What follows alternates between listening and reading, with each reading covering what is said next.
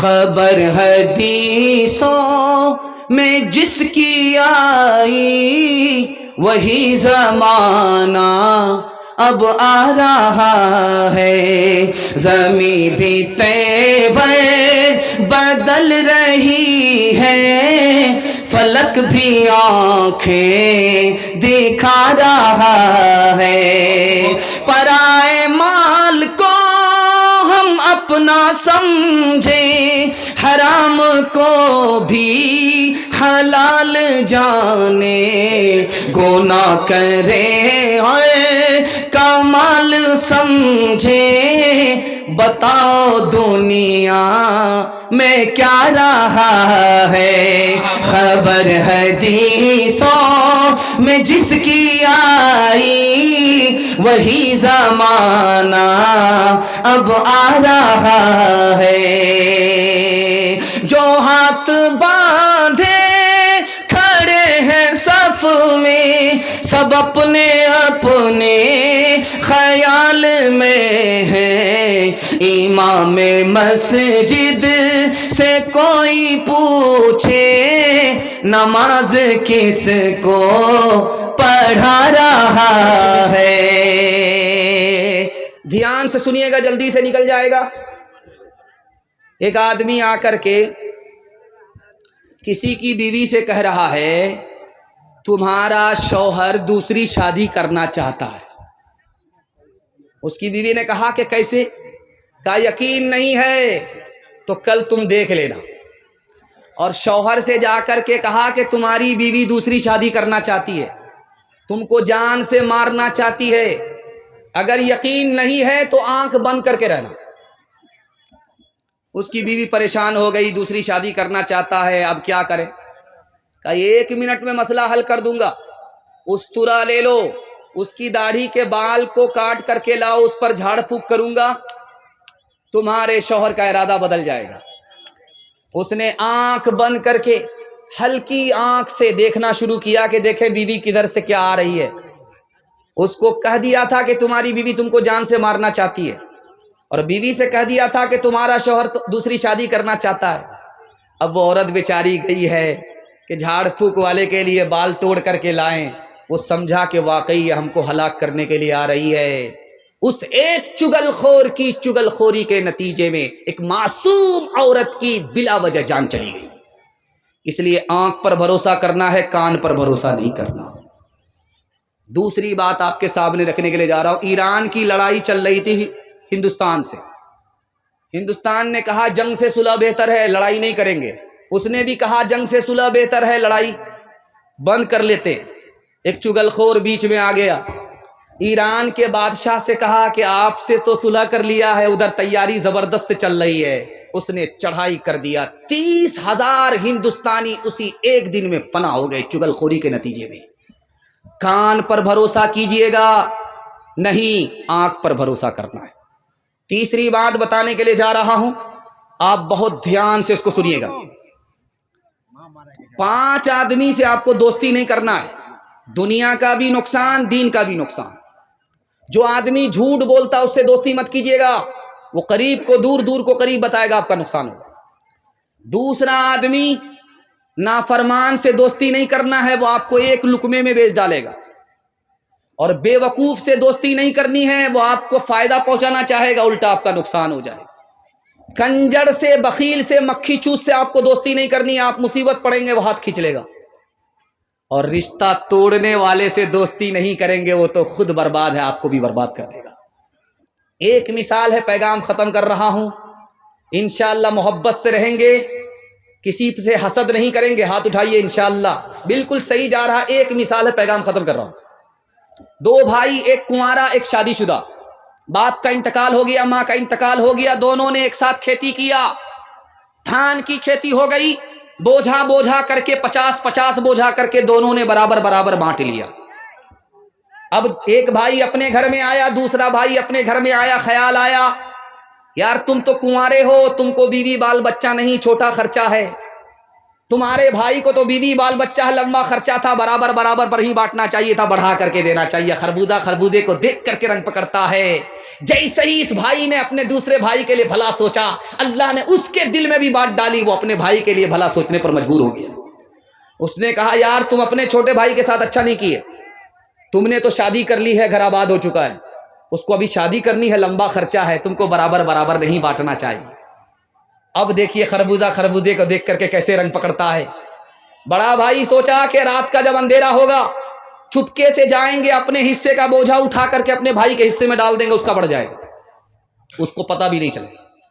اس بھائی کا ارادہ ہوا کہ جب رات کا اندھیرا ہوگا تو چپکے سے جائیں گے، اپنے حصے کا بوجھا اٹھا کر کے اپنے بھائی کے حصے میں ڈال دیں گے، اس کا حصہ بڑھ جائے گا، اس کو پتہ بھی نہیں چلے گا۔ نفحۃ الادب مولانا نور عالم خلیل امینی رحمۃ اللہ علیہ کی کتاب ہے، اس کتاب میں لکھا ہے کہ دونوں بھائی اپنے اپنے ارادے سے اپنے اپنے حصے کا بوجھا اٹھا کر کے اپنے بھائی کے حصے میں ڈالنے لگے۔ وہ حصہ پلٹ کر کے اس دوسری طرف آ رہا ہے، یہ جب اپنا حصہ ادھر ڈال رہا تو وہ حصہ پلٹ کر کے ادھر آ رہا ہے۔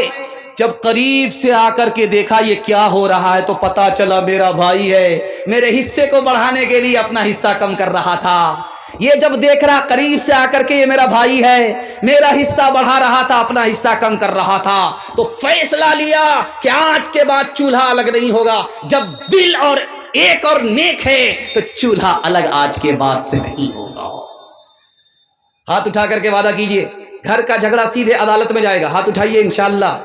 یہ دیکھیں مسلمانوں سنبھل جاؤ، مصیبت آنے والی ہے، تیری بربادیوں کے مشورے ہیں آسمانوں میں، نہ سمجھو گے تو مٹ جاؤ گے اے ہندوستاں والو، تمہاری داستان تک بھی نہ ہوگی داستانوں میں، تمہارا اتحاد با ہمیں دیوار آہن تھا، مخالف ایک کا جو تھا وہ گویا سب کا دشمن تھا،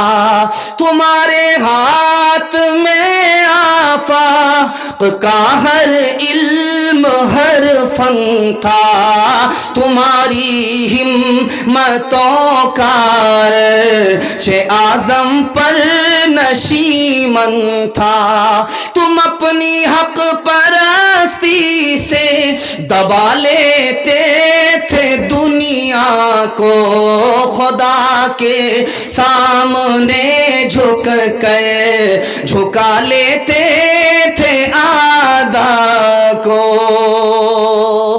عورتوں کے حوالے سے صرف 3 پیغام، 5 سے 7 منٹ میں میرے حصے کا جلسہ تمام۔ سننے کے لیے آپ لوگ تیار؟ ہاتھ اٹھا دیجئے انشاءاللہ۔ عورت کو سر پر بٹھائیں گے، پہلی فرصت میں حکومت چلی جائے گی، یہ غلطی کبھی مت کیجیے گا۔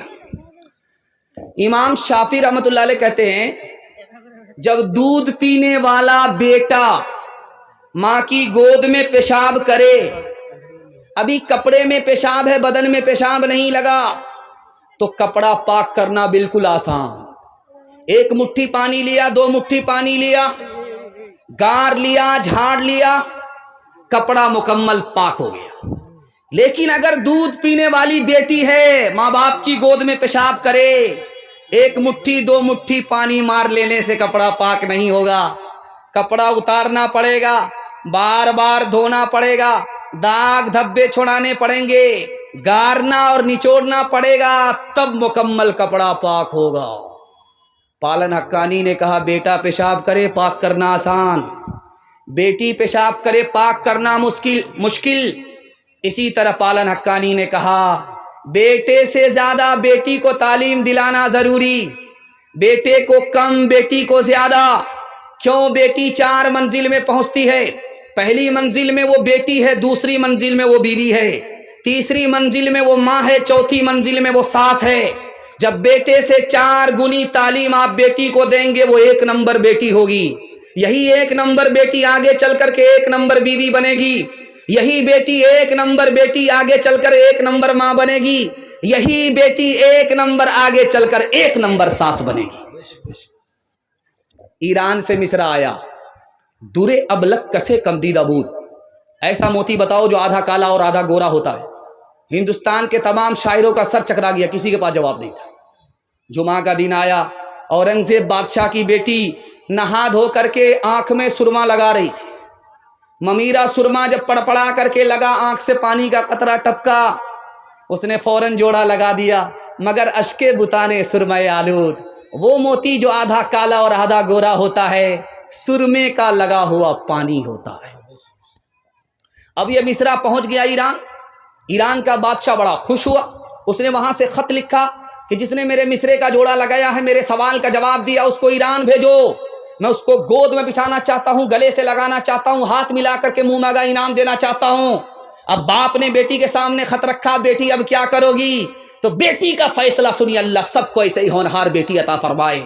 اس بیٹی نے کہا ابا حضور انعام لینے کے لیے میں ہندوستان سے ایران جاؤں گی، وہ مجھ کو گود پہ بٹھائے گا، گلے لگائے گا، ہاتھ ملا کر کے منہ مانگا انعام دے گا، وہ اجنبی مرد ہے، میں اجنبی عورت ہوں، میرے پردے کا جنازہ اٹھ جائے گا، مجھ کو دنیا ملے گی، خدا رسول ناراض ہو جائیں گے، ایسی دنیا پر میں لات مار سکتی ہوں، انعام لینے کے لیے جا نہیں سکتی۔ حجاج بن یوسف کے دربار میں بہن آئی ہے، فریاد کر رہی ہے میرے 3 آدمی کو تم نے گرفتار کیا ہے، تینوں کو چھوڑ دو، میرا بیٹا ہے، میرا شوہر ہے، میرا بھائی ہے۔ حجاج بن یوسف نے کہا ایک کو چھوڑوں گا، 2 کو پھانسی پر چڑھا کر کے رہوں گا، تمہارے ہاتھ میں فیصلہ ہے، کس کو حوالے کرتے ہو، کس کو چھوڑاتے ہو۔ اس عورت نے 5 منٹ میں فیصلہ لیا، میرے بھائی کو چھوڑ دو۔ بیٹے کو پھانسی ہو گئی، شوہر کو پھانسی ہو گئی، حجاج بن یوسف سر پکڑ کر کے بیٹھ گیا، کیسی عورت ہے، اس نے بھائی کو بچایا، بیٹے کو نہیں بچایا، اس نے باپ کو، اپنے شوہر کو نہیں بچایا، اپنے بھائی کو بچایا۔ اس عورت کا جواب سنیے اور ہاتھ اٹھا کر کے وعدہ کیجئے آج کے بعد اپنی بہن پر ستم نہیں ڈھائیں گے۔ ہاتھ اٹھا دیجئے، انشاءاللہ بالکل صحیح جا رہا ہے، اللہ اس کو سلامت رکھے۔ اس بہن نے کہا میں نے بیٹے کو نہیں بچایا، میں نے شوہر کو نہیں بچایا، بھائی کو اس لیے بچایا کہ میں جوان ہوں، میری شادی ہو جائے گی، مجھ کو شوہر مل جائے گا، خدا مہربان ہوگا، مجھ کو بیٹا بھی دے دے گا، لیکن ماں باپ مر چکے ہیں، بھائی نہیں آئے گا۔ تیسرا نمونہ آپ کی خدمت میں رکھنے کے لیے جا رہا ہوں۔ مولانا محمد علی جوہر فریڈم فائٹر تھے، ہندوستان کے مجاہد تھے، ان کے جہاد کی بدولت یہ ملک آزاد ہوا۔ ان کی ماں نے اسٹیج پر آ کر کے کہا جس دن میرے بیٹے کے بارے میں مجھے پتا چل گیا کہ اس نے انگریز سے سودا کر لیا ہے تو میں اپنے بیٹے کا گلا خود اپنے ہاتھ سے گھونٹ دوں گی۔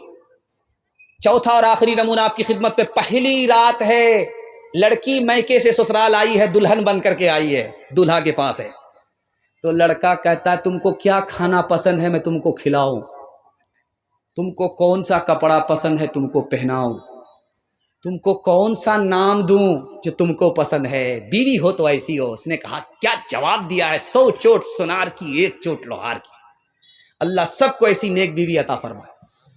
اس نے کہا آپ پوچھتے ہو کہ کیا کھانا پسند ہے، جو آپ کو پسند وہی مجھ کو پسند، آپ پوچھتے ہو کہ کون سا کپڑا پسند، جو آپ کو پسند وہ مجھ کو پسند، آپ پوچھتے ہو کون سا نام پسند، جو آپ کو پسند وہ مجھ کو پسند۔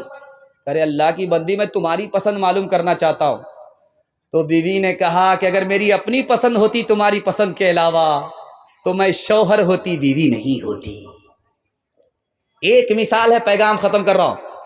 لڑکی سڑک سے گزر رہی ہے، لڑکا پیچھے آ رہا، لڑکی نے پلٹ کر کے دیکھا تو لڑکا سے پوچھا میرے پیچھے کیوں آ رہے ہو، تو کہا عاشق، تو نے قرآن کی آیت پڑھی زیناھا للناظرین، تم تو دیکھنے کی چیز ہو، اس لیے میں دیکھنے کے لیے آنکھ پھاڑ پھاڑ کر کے تمہارے پیچھے آئی۔ لڑکی اس سے زیادہ پڑھی لکھی تھی، اس نے قرآن سے جواب دیا حفظناھا من کل شیطان الرجیم، ہر شیطان سے میں اللہ کی پناہ میں آتی ہوں۔ لڑکا بولتا ہے نرید ان ناکل منھا وتطمئن قلوبنا، ہم تو تم سے فائدہ اٹھانا چاہتے ہیں اس لیے تمہارے قریب ہوتے ہیں۔ لڑکی اس سے زیادہ پڑھی لکھی، اس نے جواب دیا لن تنالوا البر حتى تنفقوا مما تحبون، جب تک تم مہر نہیں دو گے، نکاح نہیں کرو گے، ہم سے فائدہ اٹھا ہی نہیں سکتے۔ لڑکا عاجز آ کر کے بولتا ہے والذین لا یجدون نکاحا، میرے پاس تو پیسہ ہی نہیں ہے. تو لڑکی جواب دیتی ہے اولئک عنہا مبعدون، کھڑے کھڑے کیا دیکھتے ہو، بے پیسے کے عاشق کی کوئی قدر نہیں ہے. لڑکا کھسیانی بلی کھمبا نوچے، اس نے لڑکی کو لعنت کیا، لعنت اللہ علیک، اللہ کی لعنت آسمان سے تمہارے اوپر برسے.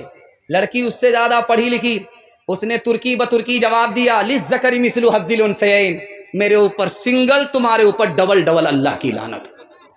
رابعہ بصری سپنے دل میں پیدا کر کمال، حضرت عائشہ صدیقہ کی بن جا تو مثال، فاطمہ زہرا کی سیرت کا ذرا کرنا خیال، زندگی میں غم بھی آئے تو نہ ہونا تو نڈھال، اپنے شوہر کی اطاعت تجھ پہ لازم ہے صدا، حکم مولا ہے یہی ہے، حکم مولا ہے یہی ہے، اور قول مصطفیٰ.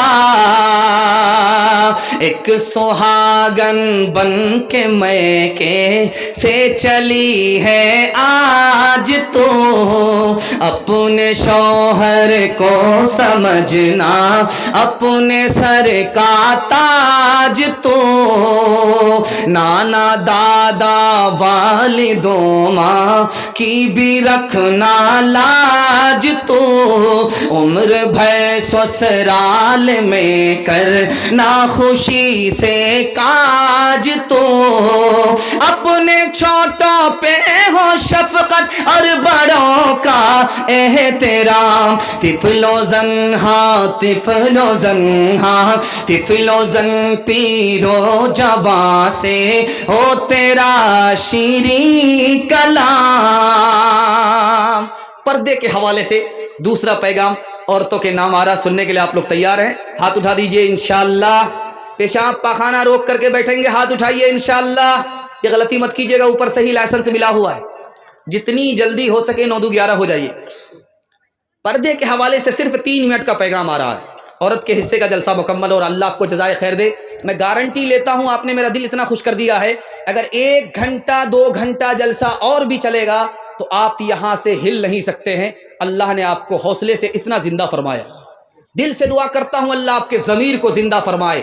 جوان بیٹی اگر گھر میں کنواری ہے، اللہ غیب سے مناسب جوڑے کا انتظام فرمائے. جلدی سے نکلنا، دھیان سے سنیے گا.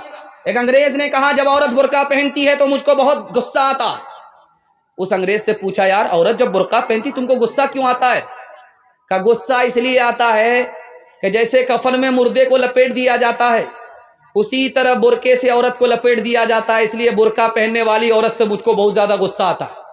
شیخ الاسلام مولانا حسین احمد مدنی کے لیے دعا کیجیے، اللہ ان کی قبر کو نور سے بھر دے. انہوں نے چاقو نکالا، نیمبو کاٹ کر کے شربت بنا لیا اور کہا انگریز صاحب میں شربت پی لیتا ہوں، اور نیمبو کاٹنے کی وجہ سے آپ کے منہ میں جو پانی آیا ہے وہ آپ پی لیجیے. انگریز بولا آپ صحیح بول رہے ہیں، ادھر جب نیمبو کٹتا ہے تو منہ میں خود بخود پانی آ جاتا ہے. تو حضرت نے فرمایا جب عورت بے پردہ بے برقع سڑک پر چلتی ہے تو آوارہ لوگوں کے منہ میں اسی طرح پانی آ جاتا جیسے نیمبو کٹنے کے بعد لوگوں کے منہ میں پانی آتا. مسند خطابت پر بیٹھ کر کے حضرت تھانوی دعا کیجیے اللہ ان کر کے درجات کو بلند فرمائے. کہہ رہے تھے پردے میں عورت کو رکھو، پردے میں عورت کو رکھو، آبرو بھی بچے گی ایمان بھی بچے گا. آبرو بچانا ہے، ایمان بچانا ہے، عورت کو پردے میں رکھو. ایک جوان کھڑا ہو گیا، کیا پردہ پردہ کرتے رہتے، پردے کے علاوہ بیان کیجئے. پردے کی وجہ سے عورت کی آزادی ختم ہو جاتی ہے. تو حضرت نے کہا کہ کیوں پریشان ہو رہے ہو؟ کہا کون سی آیت میں پردہ ہے بتائیے، کون سی حدیث میں پردہ ہے بتائیے. حضرت نے ترکی بترکی جواب دیا. 2000 کا نوٹ سب سے نیچے کی جیب میں رکھتے ہو، 200 کا نوٹ بیچ کی جیب میں رکھتے ہو، اور 10 کا نوٹ سب سے اوپر کی جیب میں رکھتے ہو. کون سی حدیث میں ہے، کون سی آیت میں ہے؟ دولت کی تو حفاظت کرتے ہو، عورت کی حفاظت کرنا نہیں جانتے. یاد رکھو دولت جائے گی واپس آ جائے گی، عورت کی آبرو جائے گی کبھی واپس نہیں آئے گی. یہی بغل میں اتر پردیش علی گڑھ ہے، یہاں پر ایک قانون آیا، سر سید احمد خان صاحب رحمۃ اللہ علیہ کے سامنے آیا. اس قانون میں کیا لکھا ہوا تھا کہ عورت جب پردے میں ہوتی ہے تو بیمار پڑ جاتی ہے، عورت جب پردے میں ہوتی ہے تو بزدل ہو جاتی ہے، بہادر نہیں رہتی. عورت جب پردے میں رہتی ہے تو دوسرے سے نیک گمان نہیں رہتی، بدگمان ہو جاتی ہے. عورت جب پردے میں رہتی ہے تو اس کو ترقی نہیں ہوتی. سر سید احمد خان صاحب نے اس قانون کو لے کر کے پھاڑ دیا. تمہاری حکومت ہندوستان سے چلی گئی ہے، اگر عورت کو پردے میں نہیں رکھو گے جیسے حکومت چلی گئی، عورت بھی تمہارے ہاتھ سے بے ہاتھ ہو جائے گی. ایک آدمی جب اس کی بیوی پردے کے ساتھ نکلتی تھی تو وہ کہتا تھا کہ میرا خون کھول جاتا ہے. جب کوئی پردے کے ساتھ، برقعے کے ساتھ عورت نکلتی، میرا خون کھول جاتا ہے. اس نے کہا کہ برقعے کو جلا دو، پردے کو جلا دو، بغیر دوپٹے کے، بغیر برقعے کے سڑک پر آزادی کے ساتھ گھومو پھرو. جب اس نے اپنی بیوی کو آزادی کے ساتھ گھومنے پھرنے کی اجازت دے دیا، اس کی بیوی کا کسی سے چکر ہو گیا، وہ بھاگ گئی. اب وہ آدمی رو کر کے پولیس اسٹیشن پر رپورٹ لکھا رہا ہے. اکبر الہ آبادی مرحوم نے لکھا، اس نے کیا لکھایا؟ جسم پر لباس کی کمی عجیب لگتی ہے، مجھے امیر باپ کی بیٹی غریب لگتی ہے، جس سے آنچل بھی نہیں سر کا سنبھالا جاتا، اس سے کیا خاک تیرے گھر کی حفاظت ہوگی. کیا گزری ایک پردہ کے مخالف رو رو کے پولیس سے کہتے تھے، کیا گزری ایک پردہ کے مخالف رو رو کے پولیس سے کہتے تھے، عورت بھی گئی، زیور بھی گیا، دولت بھی گئی، عزت بھی گئی. عورت بھی گئی، زیور بھی گیا، دولت بھی گئی، عزت بھی گئی.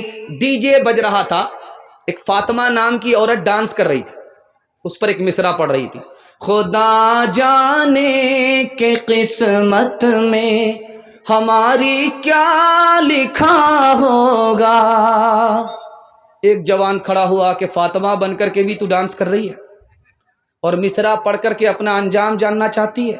مرنے کے بعد تم کو خدا بتائے گا کہ تم کہاں جائے گی، جنت میں یا دوزخ میں، لیکن میں تم کو پہلے بتا دیتا ہوں کہ تمہارا ٹھکانہ کہاں ہوگا. تم مصرع مکمل کرو، میں تمہارا جواب مکمل کر رہا ہوں.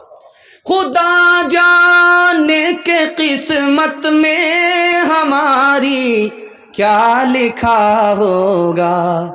اس لڑکے نے جواب دیا، گلے میں توق لعنت کا سواری کو گدھا ہوگا، گلے میں توق لعنت کا سواری کو گدھا ہوگا.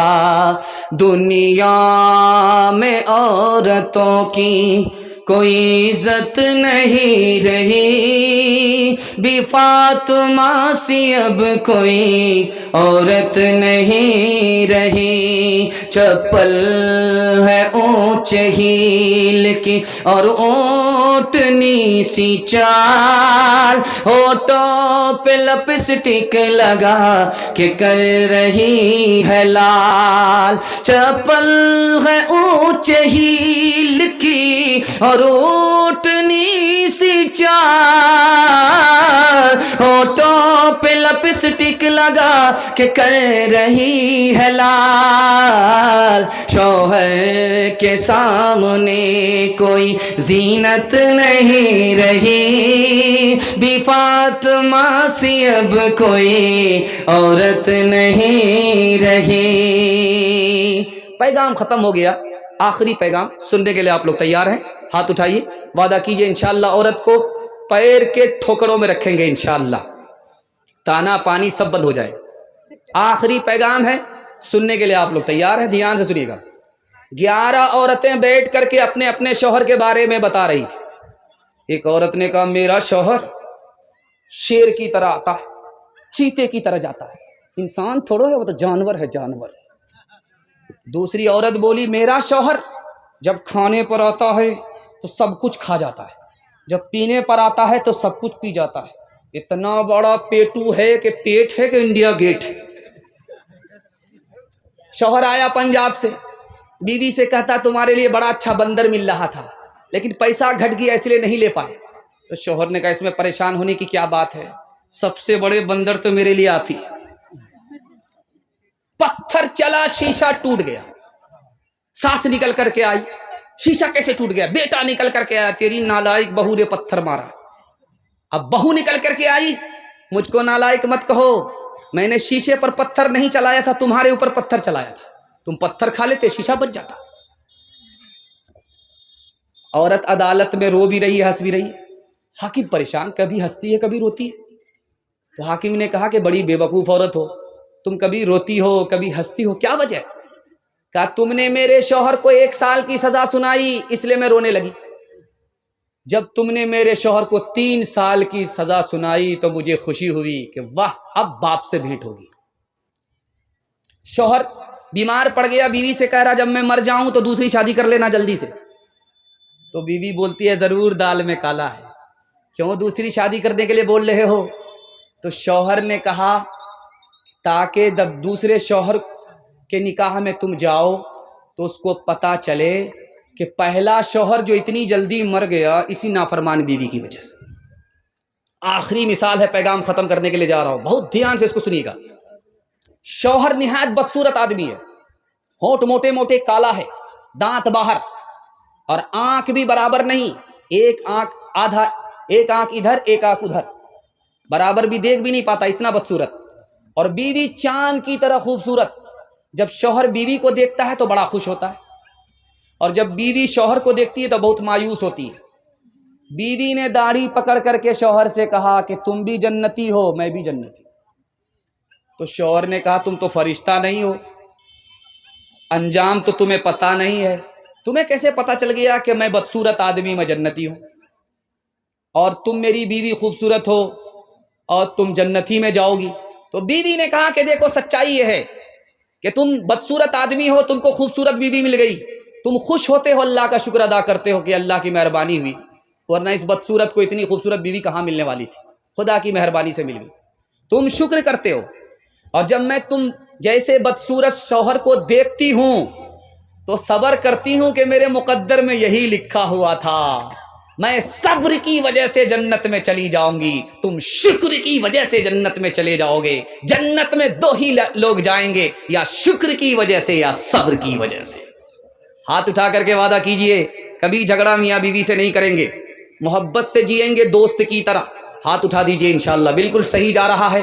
بہن سے زیادہ سالی پر مہربان ہوں گے، ہاتھ اٹھائیے انشاءاللہ۔ عروج ان کا جو تم آیا دیکھتے ہو، جہاں میں انہیں کامرا دیکھتے ہو، موتی ان کا سارا جہاں دیکھتے ہو، انہیں برطرز آسماں دیکھتے ہو، یہ ثمرے ہیں ان کی جواں مردیوں کے، نتیجے ہیں آپس کی ہمدردیوں کے، یہ ثمرے ہیں ان کی جواں مردیوں کے، نتیجے ہیں آپس کی ہمدردیوں کے۔ 1 منٹ کی مثال ہے، آپ اجازت دیں گے سنائیں گے ورنہ نہیں سنائیں گے؟ سننے کے لیے تیار ہیں؟ ہاتھ اٹھا دیجئے انشاءاللہ۔ عمل فرصت سے کریں گے، ہاتھ اٹھائیے انشاءاللہ۔ خیر، کل مکمل بیدار ہو جائیے گا۔ پہلی بار جب لڑکی میکے سے، سسرال سے میکے آتی ہے تو جلدی آ جاتی ہے۔ لڑکی پہلی بار گئی سسرال، وہاں سے جلدی آ جاتی ہے، 1 دن میں، کبھی 2 دن میں، کبھی 3 دن میں۔